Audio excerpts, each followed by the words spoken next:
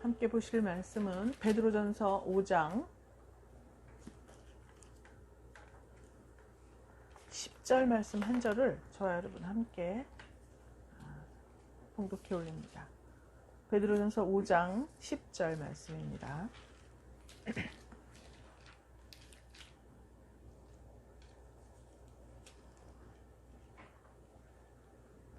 자, 시작. 모든 은혜의 하나님 곧 그리스도 안에서 너희를 부르사 자기의 영원한 영광에 들어가게 하시니가 잠깐 고난을 받은 너희를 친히 온전케 하시며 굳게 하시며 강하게 하시며 터를 견고케 하시리라. 아멘. 귀한 말씀의 은혜와 축복이 되시기를 주님의 이름으로 축원합니다. 오늘 말씀의 제목은 터를 견고케 하시리라 라는 제목으로 말씀을 선포합니다. 하나님께서는 하나님의 몸된 교회가 규모와 질서를 갖춘 그러한 모임이 되기를 원하십니다. 그래서 골로새서 2장 5절 말씀에도 너희가 질서 있게 행함과 그리스도를 믿는 너희 믿음이 굳건한 것을 기쁘게 봄이라 라고 말씀을 하셨습니다. 그래서 하나님께서는 교회가 어지럽고 규모도 없고 질서가 없는 것을 방지하기 위해서 지도자를 세우신 것입니다. 그래서 강단과 회중을 만들어 놓으시고 지도자와 회중들이 갖추어야 할 것들에 대해서 이렇게 베드로전서 5장을 통해서 여러분들에게 말씀을 하고 있는 것입니다. 오늘 5장 말씀을 보면 너희 중 장로들에게 권하노니 라고 말씀을 시작합니다. 그 다음에 5절에 보면 젊은 자들아 라고 말씀을 하십니다. 이렇게 구분을 해서 장로들 즉 말씀을 가르치는 자를 말씀하고 있고요. 젊은 자들 즉 말씀을 배워야 하는 자들 이들을 구분해서 각각 그들이 하여야 할 일들과 자세 이런 것에 대해서 말씀을 선포하고 있습니다. 오늘 한 절씩 살펴보면은 장로들은 어떻게 해야 되는가? 가르치는 자세가 자원하여 즐거운 마음으로 오직 하나님의 뜻을 쫓아서 해야 된다 라고 2절에 기록이 되어 있습니다. 오직 더러운 일을 위해서 하지 말고 즐거운 뜻으로 하라 이렇게 기록이 되어 있죠. 또 맡기운 자들에게 주장하는 자세를 하지 말고 오직 양무리의 본이 되라 라고 말씀하고 있습니다. 그러므로 이 세상 교사들은 어떠한 지식을 가르치고 또 이론을 전달하고 그것을 잘 습득할 수 있도록 연구를 해서 가르치면 됩니다. 그런데 하나님께서 여기에 기록해 놓으셨듯이 교회 안에서의 교사나 장로나 목사들은 그저 그냥 가르쳐서는 될 일이 아니라 어떻게 해야 된다고 써 있습니까? 오직 양무리의 본이 되라 라고 말씀을 하고 있습니다. 그러므로 자기의 유익이 아니라 성도들의 유익을 위해서 가르쳐야 합니다. 그래서 그 가르치는 것이 때로는 사랑으로 또 때로는 지적도 하고 징계도 하고 여러 가지 방편으로 그 성도의 유익이 되기 위해서 가르쳐야 한다고 말씀하는데 그냥 가르치고 전달하는 것뿐만이 아니라 직접 본인이 이 하나님의 말씀을 살아내야 됩니다. 그래서 그들에게 진짜 삶으로 본을 보이라고 말씀하고 있어요. 그러므로 교회 안에서의 목사나 교사나 이렇게 가르치는 위치에 있는 사람들은 그냥 지식만 가지고는 이 자리에 있을 수가 없다는 것을 분명히 말씀하고 있습니다. 그래서 이렇게 장로된 자들 즉 선생들 교사들에게 말씀을 하시고 그들이 이렇게 자기 삶으로 본을 보이기 위해서 얼마나 자기를 쳐서 복종시켜야 하는지 몰라요. 그랬을 때 너무 힘들고 어려운 길이지만 그런데 반드시 하나님께서 상급을 주신다는 거예요. 그 상급이 뭐냐 하면 4절에 보니까 목자장이 나타나실 때 그랬습니다. 목자장은 우리 예수 그리스도를 말씀하시죠. 그 목자장이 오셔서 심사를 하시는데 그때 무엇을 주냐 하면 시들지 아니하는 영광의 면류관을 얻으리라 라고 기록이 되어 있습니다. 시들지 않는 영광의 면류관 자, 이 세상에서 올림픽 할 때 처음에 올림픽은 원래 저렇게 막 돈잔치가 아니었죠. 이긴 사람에게는 월계 수입으로 관을 만들어서 씌웠습니다. 그런데 그것이 너무나 영광스럽지만 그러나 곧 시들어버리고 말아요. 내가 오늘 어떠한 경주에서 1등을 하고 또 어떤 기록을 갱신을 했다 그러면 이제 가면 갈수록 또 그 기록은 깨지고 갱신되고 깨지고 갱신되고 이런 역사가 있지 않습니까? 그러나 하나님께서 한번 인정하셨다. 양무리의 본이 되어서 오직 하나님의 뜻을 따라서 그들의 유익을 위해서 가르쳤다고 한다면 시들지 않는 영광의 면류관을 반드시 주신다고 말씀하고 있는 것입니다. 그러면 우리가 생각할 때 이 시들지 않는 영광의 면류관, 그러면 저 세상에 가서 하나님 나라에 가서 받을 것으로 생각하죠. 그런데 저 천국은 아직 오지 않았지만 이미 와 있다고 우리가 말씀하고 있습니다.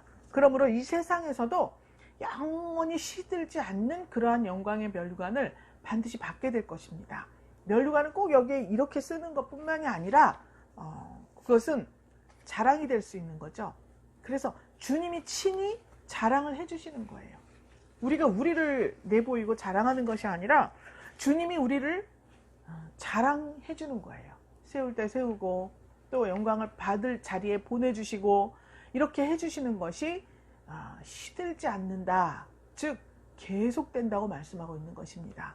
그러므로 장로된 자, 즉 선생, 교사, 또 가르치는 위치에 있는 자들은 주 안에서 항상 하나님의 뜻을 따라서 또 주장하는 자세가 아니라 모범이 되고 본이 되는 그러한 삶으로 가르쳐야 한다고 그렇게 말씀하고 있습니다.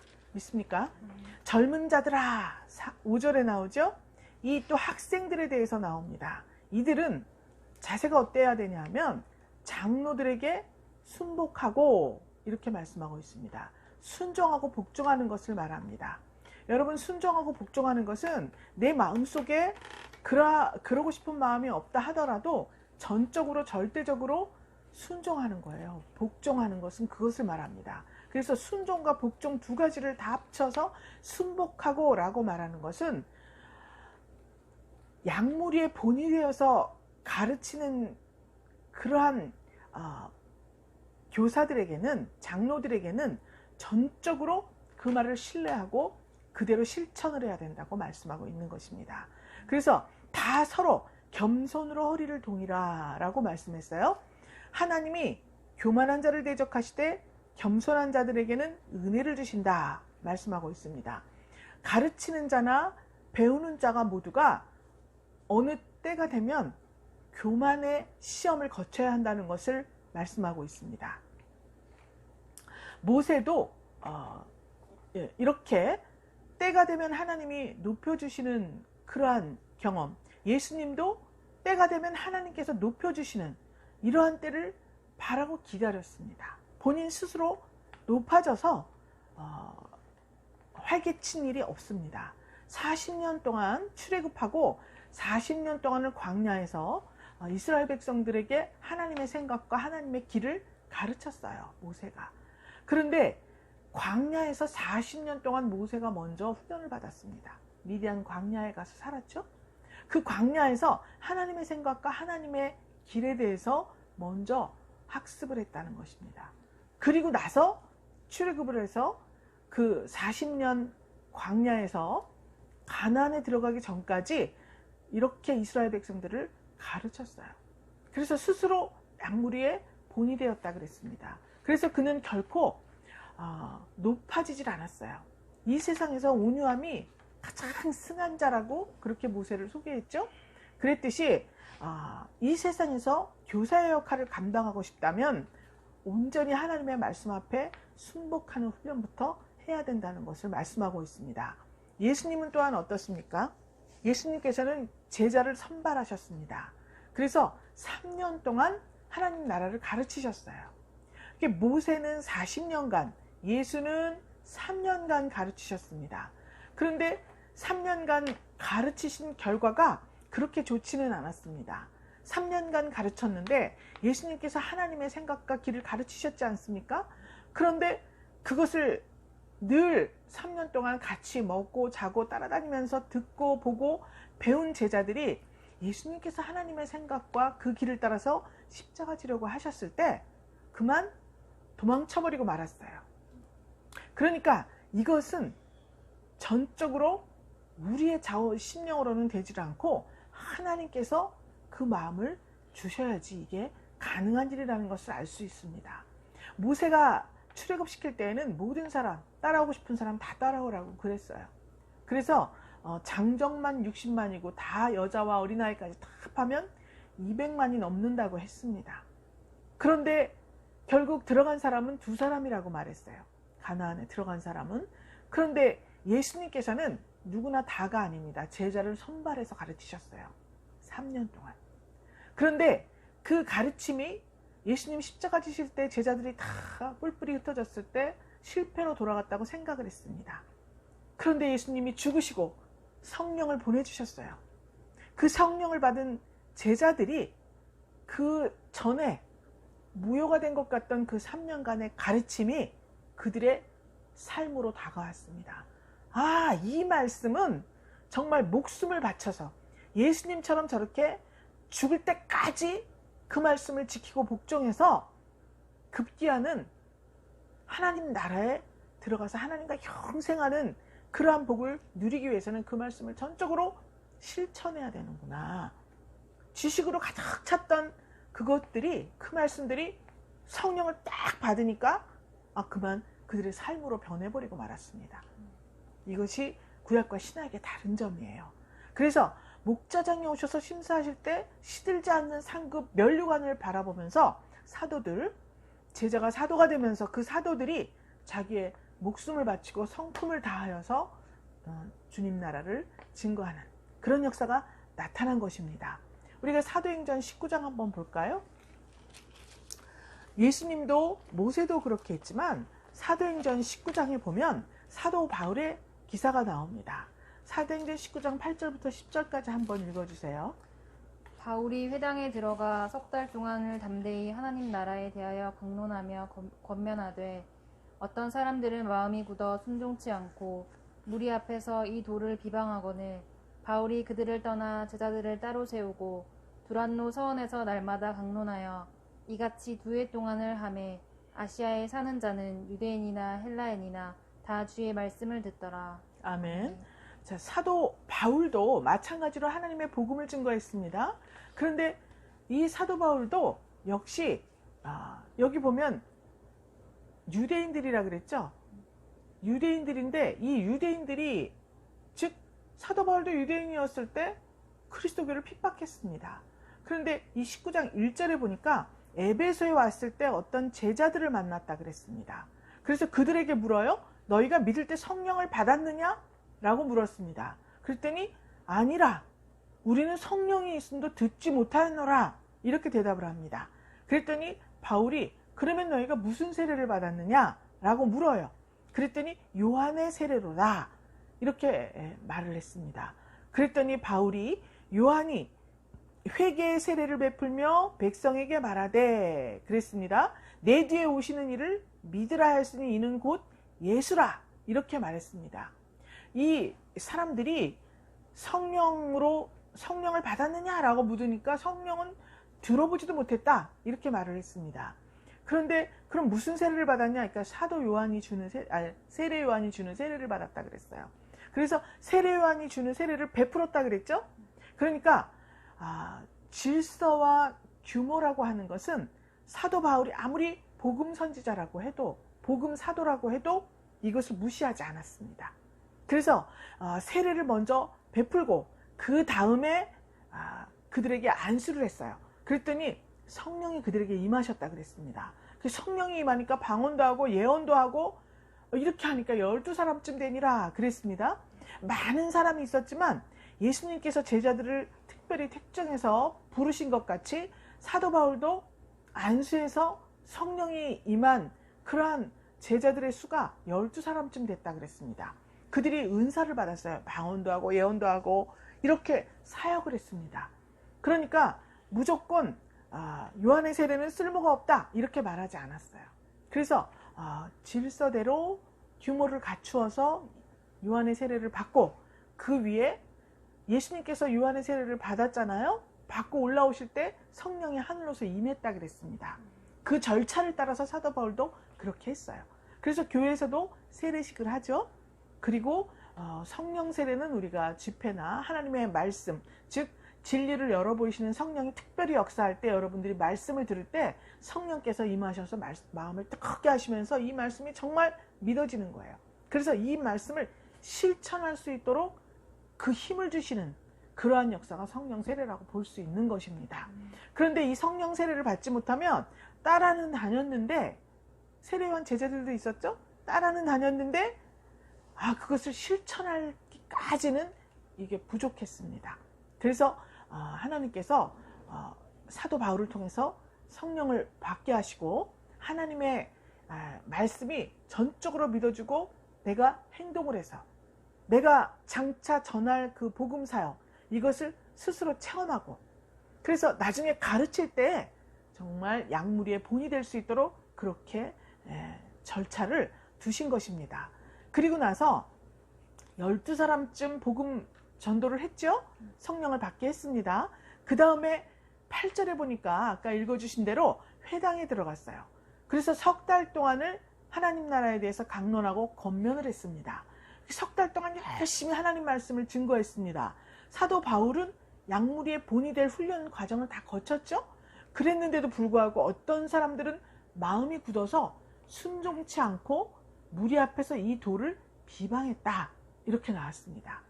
그러니까 어떤 사람들 마음이 굳어서 순종치 않고 도를 비방했다, 이렇게 된 것을 보니 우리도 이 과정을 거치고 있습니다. 여러분들이 신앙생활을 할 때 어떤 것들은 내 마음이 정말 옥토가 되어서 말씀이 선포되면 그 말씀대로 너무 감사해서 뜨거운 마음으로 순종하게 돼요. 그런데 어떤 때에는 마음이 굳어요. 여기는 지금 어떤 부류들 나누어 있지만 우리는 항상 우리 마음속에 이들이 다 들어있다고 보아야 합니다. 그래서 어떤 말씀에 관하여서는 마음이 굳어서 순종하고 싶은 마음이 없어요. 처음에 교회를 오면 이 헌금에 대해서 마음이 굳어서 순종치 아니하는 그러한 마음들이 솟구쳐 올라와요. 이전에 자기 마음대로 자기 물질을 가지고 사용하다가 교회에 들어오니까 11조 하시오, 주일헌금 하시오, 건축헌금 하시오, 뭐 하시오. 헌금을 해야 된다고 말씀을 드려요. 그러니까 그 부분에 대해서 교회에 와서 교제하고 예배드리고 하나님 말씀 듣고 이런 것들은 정말 다 좋아요. 마음이 활짝 열려서 떠다 밀어도 그냥 막 와서 교회에 앉아있고 싶은데, 이 말씀을 들었으면 실천을 해야 됩니다. 그래서 성도의 제1관문, 제1의무가 11조를 드려야 됩니다. 그리고 주일헌금 꼭 하시고, 그 다음에 각종 감사와 여러 가지 헌물 하나님 성령께서 감동하시는 대로 순종해서 드려야 합니다 라고 말할 때 갑자기 마음이 확 닫혀버리는 거예요. 그래서 순종치 않고자 하는 마음이 내게서 올라오는 그러한 역사가 있는 것입니다. 그것을 그 마음을 굳은 대로 막 와서 앉아있으니 내가 여기 와 앉아있는 것을 정당화시킬 만한 어떠한 것이 있어야 하지 않습니까? 그래서 마침내는 이 도를 비방하는 마음까지, 2단계까지 올라가면 정말 악합니다. 그렇게 되었을 때는 바울이 그들을 떠나서 제자들을 따로 세운다 그랬죠. 하나님이 외면하시는 거예요. 그래서 그런 마음이 들 때 도를 비방하기 직전에 비방하고 싶은 마음이 들면 꼭 11조 헌금 이런 것들이 아니라 교회에서는 강단에서는 항상 여러분들에게 가르치는 말씀을 하지 않습니까? 그런데 이런 것들이 받아들여지지 않고 마음이 굳었을 때 얼른 하나님 앞에 엎드려서 눈물로 몸부림치면서 하나님 앞에 은혜를 달라고 기도해야 됩니다. 이 말씀이 나에게 꿀같이 단 말씀이 되게 해주세요. 몸부림치면서 울며 기도할 때 도를 비방하는 데까지 나아가지 아니하고 하나님께서 성령으로 회개할 마음을 주시고 다시 내 마음밭을 옥토로 만들어서 그렇게 해서 또 하나의 씨가 뿌려지고 또 하나의 씨가 열매를 맺고 또 하나의 씨가 거두어 하나님께 드릴 수 있는 이러한 성도의 일생으로 이끌어 가시게 되는 것입니다. 바울은 그들을 떠나버렸습니다. 그래서 제자들을 따로 뽑아 세웠어요. 그러니까 처음에는 많은 이들이 교회로 들어올 수가 있습니다. 그런데 점점 규모와 질서를 갖추기 위해서 가르치는 그러한 시간, 가르치는 어떠한 때가 되면 두 부류로 딱 갈라지게 돼요. 그래서 마음이 굳은 자가 있고 마음을 다하여 하나님을 섬기고자 하고 실천으로 옮기고자 하는 이러한 사람들로 갈라지게 되는 것입니다. 그래서 그들은 제자라는 이름으로 다시 따로 세우고 두란노서원에서 날마다 강론을 했는데 2해 동안을 했다 그랬습니다. 그래서 따로 세워서 공부하는 기간, 따로 세워서 학습하는 기간을 하나님께서 주시는 거예요. 그래서 이 세상에서도 그렇게 처음에 다 가르칩니다. 석 달 동안 회사 들어가면 인턴 과정 거쳐야 되죠. 그리고 한 2년 이렇게 있어야 지나야 우리가 승진할 수 있는 그러한 자격 요건을 갖추게 돼요. 그러니까 이 세상에서도 그렇게 하는데 하물며 하나님의 말씀과 하나님의 교회의 일원이 되어서 공동체에 속한 그러한 사람, 더군다나 제자가 되고 신부가 되기 원한다면 이러한 과정을 꼭 거쳐야 된다고 지금 말씀하고 있는 것입니다. 그래서 이 젊은 자들은 배워야 돼요. 그래서 이 배우기, 실천하면서 배워야 돼요. 그런데 내가 배우고 이것을 실천하려고 할 때는 반드시 여기 보니 교만한 자를 대적하신다, 겸손한 자에게 은혜를 주신다, 이러한 말씀이 있고, 또 보면 근신하라 깨어라, 너희 대적 마귀가 우는 사자같이 두루 삼킬 자를 찾는다, 너희는 믿음을 굳게 해 저를 대적하라, 이렇게 써있죠. 8절 9절에 있는 말씀입니다. 이렇게 써있는 것을 보니 우리가 하나님의 말씀을 교훈을 받고 이것을 실천으로 옮기려고 할 때에는 반드시 이 사단 마귀가 회방을 한다는 사실을 알 수 있습니다. 그래서 그들은 아주 실천을 하면 정말 주님의 제자가 되기 때문에, 또 주님의 사도와 같이 주님의 자녀로 완전히 인쳐지고 시들지 않는 면류관을 받는 자가 되기 때문에 이 사단 마귀는 적극적으로 자기의 있는 힘을 다하여서 회방을 하기 시작합니다. 그래서 이 성도가 하나님의 말씀을 실천하려고 할 때 그때부터는 영적 전쟁이 시작되고 마는 것이에요. 그래서 영적 전쟁에 던져져 버리는 거예요, 우리가. 그러면 우리가 이 영적 전쟁을 어떻게 해야 되는가? 여기 대적하라 이렇게 되어 있는데 무엇으로 대적을 해야 되는가? 하나님의 말씀으로 대적을 해야겠죠? 그래서 예수님께서도 마태복음 4장에서 시험을 받으신 거예요. 그래서 아니 우리가 인간이 태어날 때 아담의 그런 교만, 또 하와의 불순종, 이런 것들을 간직하고 태어난 자들이에요. 그렇기 때문에 이 사단 마귀가 내어주고 보여주는 것들은 전부 다 우리에게 달콤한 것입니다. 왜 달콤합니까? 하나님의 말씀과 다른 말로 공격을 할 때 그것이 공격으로 받아들여지지가 않고 근신해서 깨어 있어야만 그것 정체를 알 수 있는 이유가 뭐냐? 자기를 드러내주는 말이에요. 그래서 정말 육신의 정욕을 만족시켜주는 그러한 말입니다. 안목의 정욕, 이생의 자랑을 만족시켜주는 말로 우리를 미혹해요. 이것이 사단의 회방입니다. 네가 잘났잖아, 네가 이렇잖아, 네가 훌륭하잖아, 너는 이런 실력을 갖추었잖아, 네가 가진 것이 이러하잖아, 왜 고개를 숙여, 왜 가르친 대로 해야 해, 왜 순복해야 해, 이런 마음을 주는 거예요. 그러니까 순간적으로 으쓱해지는 거예요. 그 이인자가 제일 힘듭니다. 이인자의 자리에까지 올라왔어요. 천사장도. 그랬는데 그만, 아니 네가 하나님보다 못한 것이 뭐야, 하나님 명령 듣는 거 한 가지잖아, 이 말에 그냥 확 유혹을 받아가지고 마귀가 되고 말았습니다. 그래서 이렇게 자기를 세워주는 말, 아담과 하와가 그냥 당한 거예요. 이 말, 미혹에. 그러면 우리는 이 괴계를 어떻게 물리쳐야 하는가? 고린도후서 2장 11절 한번 읽어주시겠어요? 사단의 괴계가 이렇습니다. 이는 우리로 사단에게 속지 않게 하려 함이라. 우리가 그 괴계를 알지 못하는 바가 아니로라. 사단의 괴계라고 말하고 있습니다. 이 사단은 우리를 회방할 때 그냥 대강 얼굴면서 이렇게 회방하는 게 아니에요. 철두철미하게 계획을 짭니다. 그래서 한사라 권사에게 내가 회방을 해야겠다. 하지은 집사님에게 회방을 해야겠다. 공경표 집사님에게 회방을 해야겠다. 이 생각을 하면 그냥 툭 하는 것이 아니라 걔네들이 회의를 해요. 욥기서에서 봤죠? 하나님 앞에서 쭉 회의를 하는 거예요. 거기에서 욥에게 시련을 주기 위해서 회의를 합니다. 마찬가지로 이들이 여러분을 쓰러뜨리기 위해서 괴계를 짜요. 엄청나게 회의를 합니다. 왜? 하나님의 자녀잖아요. 하나님의 백성이고 하나님의 신부를 목표로 달려가고 있잖아요. 그렇기 때문에 여러 가지 계획을 짜요. 그래서 그 계획의 내용이 뭔지를 우리가 파악을 해야 돼요. 나에게 어떤 증세가 나타날 때 지금 사단의 계획가 나에게 역사하고 있느냐, 이걸 깨달아야 되지 않겠어요? 제일 첫 번째는 뭐냐면 그 공동체에서 이탈하게 만듭니다. 하나님으로부터 떠나게 만들어요. 근데 하나님으로부터 떠나게 만들 때 그냥 쑥 뛰어나가게 만드는 것이 아니라 하나님을 의심하게 만들어요. 의심하는 것은 나의 감정이죠.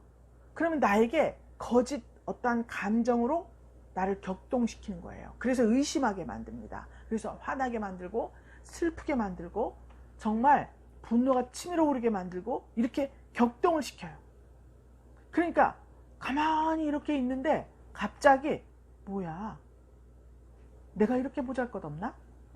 나는 이런 정도로 내가 이렇게 실력이 있는데, 내가 교회에 이렇게 헌신했는데 나를 이 정도의 대우밖에 안 해준다니, 이러면서 갑자기 화나는 마음이 생겨요. 그런데 끄떡도 안 하고 강단에서는 그대로 학습을 시키고 치리를 하고 이렇게 해요.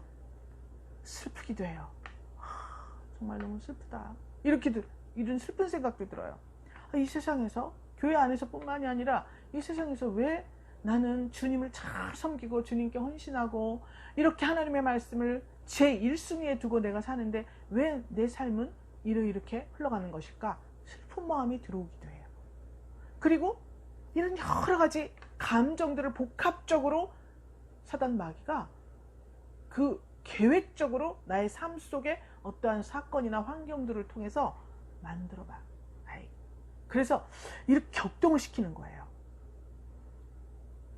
그런데 우리 요한복음 5장 24절 한번 읽어주세요. 내가 진실로 진실로 너희에게 이르노니 내 말을 듣고 또 나 보내신 이를 믿는 자는 영생을 얻었고 심판에 이르지 아니하나니 사망에서 생명으로 옮겼느니라. 아멘. 하나님께서는 이미 성도로 부르셨을 때 사망에서 생명의 자리로 옮기신 거예요. 그렇기 때문에 내가 이런 마음이 격동할 때, 야, 사단 마귀가 나에게 정말 이런 감정을 통해서 나를 의심하게 만드는구나. 하나님이 함께 하시면 평안과, 하나님은 내가 슬플 때 바로 위로를 해주셔요. 생각나게 해주셔요. 하나님, 저는 정말 오늘 슬픕니다. 직장에서, 교회에서, 혹은 친구 간에, 가정에서 이렇게 슬픈 일이 있습니다. 이렇게 주님 앞에 내 감정을 말씀을 드리면 하나님께서 바로 위로를 해주셔요. 내가 너에게 평안을 주는 자다. 내가 너를 사랑한다. 뭐 이런 식으로 하나님께서 말씀으로 나를 위로해 주셔요. 근데 그것이 그런 생각이 들지 않고 계속 어떠한 그러한 나쁜 감정에 몰입이 되게 만든다. 이것은 사단의 괴계라는 것을 우리가 알아야 돼요. 그럴 때 우리는 우리 스스로 우리가 생각을 해야 돼요. 주님께서 사망에서 생명으로 나를 옮기셨지. 그럼 나는 생명이 있는 하나님 나라 백성인데 내가 이러한 감정에 빠져서 어떠한 그 하나님께로부터 등을 돌리고 하나님을 떠나고 이러한 불상사가 없어야겠구나 라고 자기가 빨리 그것을 생각을 해야 됩니다. 오죽하면 이 사도 베드로가 처음 1장에서 보면, 우리 1장 한번 볼까요? 베드로전서 1장에 보면 예수 그리스도의 사도 베드로는 본도, 갈라디아, 갑바도기아, 아시아와 비두니아에 흩어진 나그네 그들에게 편지를 한다 그랬습니다. 그런데 5장 우리 맨 끝절을 한번 볼까요? 5장 13절에 보면 함께 택하심을 받은 바벨론에 있는 교회가 너희에게 문안하고 이렇게 말합니다. 분명히 아시아에 있는 교회들에게 편지를 쓴다 그랬어요. 그런데 여기에서는 바벨론이라고 말합니다. 여러분, 바벨론은 구약에 진작 망하지 않았습니까? 그런데 이 세상을 바벨론이라고 해요. 왜 그렇습니까? 이 세상은 음녀가 하나님의 말씀 위에 앉아있는 그러한 세상이에요. 그래서 항상 하나님의 말씀대로 살아가려는 성도들을 깔아뭉개려는 이러한 습성이 있는 것이 이 세상 돌아가는 이치예요. 그렇기 때문에 바벨론이라고 표현을 했어요. 이 바벨론 같은 세상 속에서 그 사단 마귀가 괴계를 짜서 나에게 어떤 환경을 주고 어떤 사건을 발생시키고 사람과의 관계 속에서 이간을 시키고 이런 것으로부터 오는 이런 거짓 감정, 이것을 부각시켜서 나를 하나님에게서 떨어지게 만들어 버린다는 거죠. 믿습니까, 여러분? 그렇기 때문에 이럴 때 나는 사망에서 생명으로 옮겨진 자다. 아니, 우리가 아무리 생각해봐도 나는 정말 죽을 수밖에 없었습니다. 특히 이 세상에 그리스도인으로 살아가는 모든 성도들은 정말 모태신앙으로 물려받아서 신앙생활을 시작한 분도 계시고, 또 중간에 너무 삶이 힘들고 힘들어서 정말 죽고 싶을 만큼의 어떠한 고통 가운데에서 하나님을 영접할 사람도 있습니다. 그래서 그리스도인이라면 아무리 모태신앙이라 하더라도 내가 선택해서 받은 신앙이 아니기 때문에 내가 어떠한 체험이나 하나님을 영접한 성령 세례, 이러한 성령으로 정말 나의 어떠한 육신의 정욕 안 먹이는 이생의 자랑을 전부 극복한 경험이 있어야 되는데, 이러한 것을 경험하기 위해서는 내가 죽을 것 같은 그러한 고통, 죽음의 고비를 다 넘겼다고 볼 수 있습니다. 그래서 거듭났다고 말하는 거예요. 그래서 이렇게 죽을 것 같은 고통을 이기고 생명으로 옮겨진 자들이기 때문에 우리는 이제 그 어떤 사단이 괴계를 짜고 우리에게 미혹을 하고 정말 교만하게 만들고 이렇게 음부로 우리를 초대한다 하더라도 우리는 이것을 강력하게 대적할 수가 있다는 거예요. 하나님의 말씀으로 대적을 해서 이제 반드시 우리가 이 사단의 괴계를 깨트려버리고 하나님 안에서 신령한 성도의 본분을 다할 수가 있다는 것을 말씀하고 있습니다. 이 과정이래요. 배우면 끝이면 얼마나 좋겠어요. 실천하려면 이렇게 역사를 한다는 거예요. 그래서 모세도 예수님도 제자들도 정말 자기 목숨을 바쳐서 죽는 경험이 있었다는 것입니다. 우리도 그렇게 해야 돼요. 그래야지만이 우리가 여기에서 말씀한 진정한 이런 성도가 될 수 있고 진정한 교회 공동체가 될 수 있는 것입니다. 그래서 6절에 보면 이렇게 교만한 자 대적하시고 겸손한 자들에게는 은혜를 주신다 그랬는데, 겸손하게 될 때까지 하나님이 주시는 은혜로 말씀으로 그렇게 이겼을 때 하나님께서 능하신 손 아래서 겸손하라, 때가 되면 너희를 높이시리라 라고 말씀하는 거예요. 그러니까 우리 스스로 때도 되지 않았는데 높아지려고 할 때 이때가 사단의 괴계가 역사하는 때라고 보면 됩니다. 그래서 때가 되면 높여주실 텐데 높아지려는 생각을 우리는 버려야 해요. 그랬을 때 하나님께서 정말 이러한 과정을 보시고 예수님처럼 때가 되니까 심판주로 하나님 옆자리에 앉혀주신 거예요. 그랬을 때 너희 염려를 다 주께 맡겨버리라, 이는 저가 너희를 권고하심이니라 라고 정확하게 기록해 놓았습니다. 우리는 하나님의 능하신 손 아래에서 있다 할지라도 교만할 때 너무나 염려가 많습니다. 내가 나를 높이려니 얼마나 내가 할 일이 많겠어요. 마치 떡 굽는 자처럼 바로가 떡을 먹으면 몇 덩어리나 먹겠다고 세광줄이나 떡을 해서 이고 있지 않습니까? 떡 바로 해야 맛있어요. 먹고 싶을 때 먹어야 맛있습니다. 그런데 미리 해가지고 그렇게 이고 있어요. 왜 그러냐? 스스로 높아지기 위해서. 이게 머리에 올렸지 않습니까? 스스로 면류관을 쓴다는 것이 교만이에요. 이 교만, 떡을 잘 굽는 사람이라는 것을 자랑하고 싶은 그 마음, 바로가 얼마나 맛있게 먹을까, 이것이 아니라 자기가 스스로 교만하려니 머리도 아프고 급기야는 처형을 당하고 맙니다. 그래서 그 많은 염려가 있을 때 내가 교만하구나, 내가 무언가를 하려고 하는구나 라는 생각을 가져야 해요. 다 주께 맡겨버리라, 이는 저가 너희를 권고하심이니라 라고 말했습니다. 다 주님께 맡기시면 주님이 권고를 하신다는 거예요. 혹자는 주께 다 맡겨버리라 그랬더니 하나님이 다 알아서 하시지 그러고 다 끝나는 걸로 알아요. 그런데 그렇지 않습니다. 술 맡은 관원장은 손에 바로의 잔을 들고 있었어요. 언제든지 바로가 원하면 이 잔에다 술을 담아서 드릴 수 있도록 준비를 하고 있었어요. 잔을 가지고 있었어요. 그러니까 권고하신다. 즉 너희를 높이기 위해서는 이러이러이러하게 내가 너희를 이끌려고 한다 라는 것을 하나님께서 인지하게 만드신다는 거예요. 그래서 하나님이 말씀하시고 하나님이 권면하시는 것을, 하나님이 권고하시는 것을 잘 듣고 그것을 준비하라, 이 말씀을 하고 있는 겁니다. 믿습니까? 맹목적인 어떠한 헌신이나 또 자기 의가 나타나는 이러한 헌신은 사양합니다. 하나님이 권고하시는 대로 여러분들의 몸과 마음과 시간과 물질과 모든 것을 드리시기를 주님의 이름으로 부탁드립니다. 자, 그러기 위해서 근신하라, 깨어라. 너희는 정말 대적 마귀가 우는 사자같이 삼킬 자를 찾고 있을 때 표적이 되지 말라는 거예요. 혹 표적이 될 마음이 나에게 있었다면 믿음을 굳게 해서 저를 대적하라 라고 말하고 있습니다. 이 세상에 있는 너희 형제들도 동일한 고난을 당하는 줄 알미니라 라고 말하고 있습니다.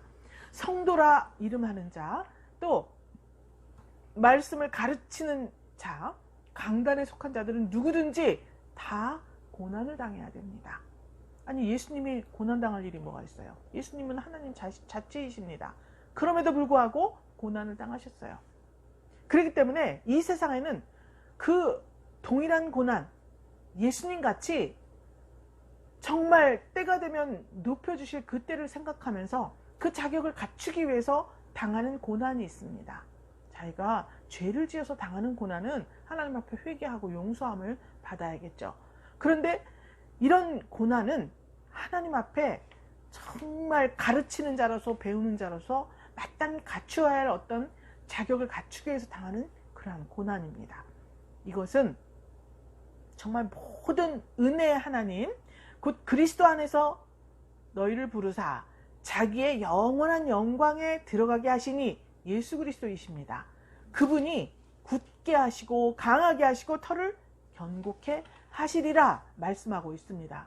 여러분, 우리가 무언가를 쌓는다면 그것은 금세 허물어져 버릴 것입니다. 바벨탑을 얼마나 열심히 쌓았습니까? 돌을, 흙벽돌을 구워가지고요, 과정이 엄청 복잡하지 않습니까? 그렇게 해서 열심히 쌓았어요. 그런데 하나님 앞에 외면받는 탑이 되고 버리고 말았습니다. 하나님이 권고하시는 대로 해야죠. 그래서 성막을 만들 때, 성전을 지을 때 하나님께서 일일이 다 말씀을 하셨습니다. 야, 치수를 이렇게 해라, 저렇게 해라. 무슨 가죽을 써라, 무슨 천을 써라, 금을 발라라, 뭐 나무를, 어떤 나무를 가져다 해라. 일일이 다 말씀을 하신 거예요. 이것은 왜 그러냐? 너희를 친히 온전케 하시기 위해서 그렇게 했다는 것입니다. 또 굳게 하시고 강하게 하시고, 온전하고 굳고 강하게 하시는데 가장 중요한 것이 뭐냐? 터를 견고케 하시리라 라고 말씀하고 있습니다. 오늘 말씀의 제목과 같이 터를 견고케 하신다. 여러분, 터가 견고하지 않으면 아무리 온전하고 굳고 강하게 해도 무너져 버리고 말아요. 그 우리 모래 위에 지은 집, 반석 위에 지은 집, 찬양도 있고 우리가 막 말하고 있지 않습니까? 제가 예배당을 지을 때 조립식 그 집은 한 번도 뭐 지어본 적이 없잖아요. 그래 보니까 땅을 요만큼 파고 빔을 세우고 요만큼만 콘크리트를 탁 해갖고 이렇게 해요. 바람 불면 저거 쓰러지는 거 아니야? 판넬을 또 딱 붙였잖아요. 판넬을 붙이고 이렇게 할 때 막 비가 많이 왔잖아요. 우리 건축할 때. 제가 계속 물어봤습니다. 우리 전 대표님께. 이거 바람 불면 혹시 날아가는 거 아니에요? 판넬이니까. 이것도 비가 많이 오면 이거 어떻게 되는 거 아니에요? 사람이 여기 만약에 2층에 100명 이상 올라가면 무너지는 거 아니에요? 무너질 것만 같아요. 요만한 나사로다 이렇게 해갖고 박아놨으니까. 너무 무거우면 또 나사가 튕겨 나가버리는 수도 있잖아요. 정말 불안하더라고요. 그 터가 요만큼밖에 안 파요. 집 할 때만 깊이 해가지고 콘크리트를 몇 번 하고 그랬는데 터가 이렇게 해가지고 이게 또 이렇게 쓰러지는 거 아니야? 불안한 마음이 있어요. 그런데요, 그들의 공법이 있잖아요. 건축할 때 2층 지을 때는 이 빔 규격이 있고요. 땅을 얼만큼 파서 어떻게 해라. 이게 있지 않습니까? 이것을 지키지 않았을 때 무너지는 거지. 아무리 우리가 볼 때 허름해 보여도 그 공법대로 잘 지켜서 건축을 했다면 그건 무너지지가 않는 것이죠. 그래서 이 부실 시공을 하지 않는 이상은 무너질 일이 없는 것입니다. 우리가 전에 있던 교회도 굉장히 허름하잖아요. 근데 무너지질 않아요. 거기 우리 150명까지 올라갔었잖아요, 2층에. 그리고 차가 지나가면 이제 이게 이렇게 흔들흔들해요. 그런데도 우리가 10년을 거기 있었습니다. 그 전부터도 건물이 있었어요. 그러니까 그것은 이 기초를 튼튼하고 이 터를 견고하게 했기 때문에, 그냥 이런 데는 좀 허름해 보였어도 터가 견고했기 때문에 계속 그렇게 있는 것 아니겠어요? 우리 이 터가 믿음의 반석 위에 세워져야 된다는 것입니다. 그래서 하나님이 권고하시는 대로 우리가 그 모든 것들을 다 실천으로 옮겨야 이 터가 견고해지는 것이지, 거기에 인간의 생각과 내 소견에 옳은 대로가 들어가서 터를 다졌다면 이것은 오래 갈 수가 없습니다.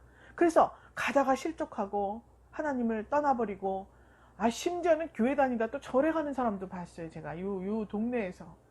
무슨 일입니까 그거는 또. 얼마나 충성하던 분인데 요새는 절에 다니고. 아니, 터를 견고케 하기 위해서는 이렇게 하나님께서 권고하시는 대로 우리의 삶을 가꾸어 나가야 한다는 것을 말씀하고 있습니다. 그러므로 우리 성도가 하나님 앞에 11절에 있죠. 권력이 세세무궁토록 그에게 있을지어다 그랬지 않습니까? 예수 그리스도의 권력은 세세무궁토록 있는 거예요. 그러니까 지금 이 세상에서 잠시 잠깐 있는 권력에 우리가 복종할 필요가 없고, 또 지금 하나님께서 사단 마귀에게 공중 권세를 주었다 그랬습니다. 그것은 이제 장차 없어질 권세예요. 그 권세에 우리를 맡길 이유가 우리는 하나도 없습니다. 그래서 우리가 학습을 받을 때, 우리가 가르침을 받을 때 그 가르치는 자가 정말 양무리의 본이 되는가, 이것을 보고 교회를 선택하세요.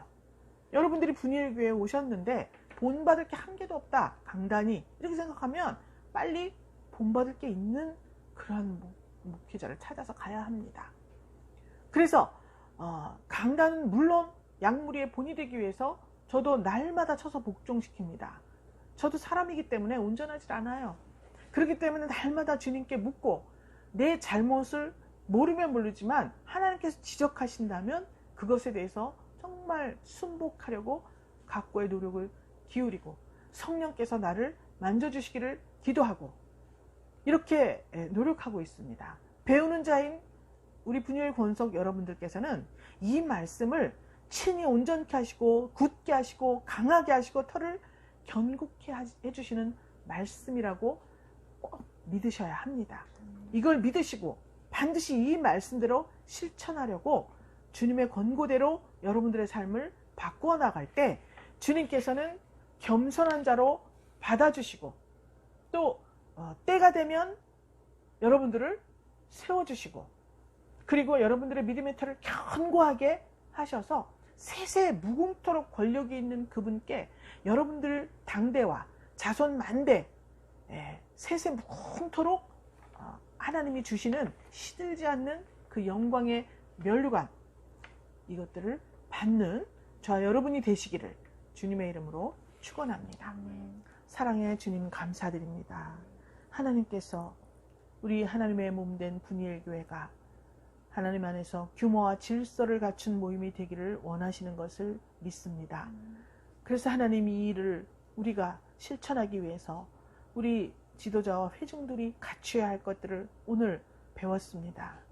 이제 하나님, 그리스도를 믿는 우리의 믿음이 굳건하여져서 믿음의 터가 견고한 분야의 권속들이 다 되게 하시고, 서로 사랑으로 교제하게 하시어서 주님이 주시는 평강과 위로 가운데 진정한 교제가 있는 그러한 분야의 교회가 될 수 있도록 주님께서 붙들어 주시옵소서.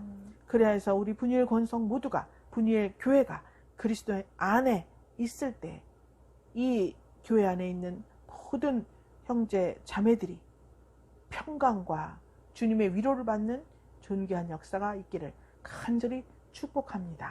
한 주간 동안의 말씀을 묵상하며 이 일을 위하여 자기를 버리고 십자가 지려 하는 우리 사랑하는 분야의 권속들에게 하늘문을 활짝 열고 주께서 주시는 멸관을 바라보고 달려가는 귀한 믿음 허락하여 주시옵소서. 축복하며 살아계신 예수 그리스도 이름으로 기도드렸습니다. 아멘.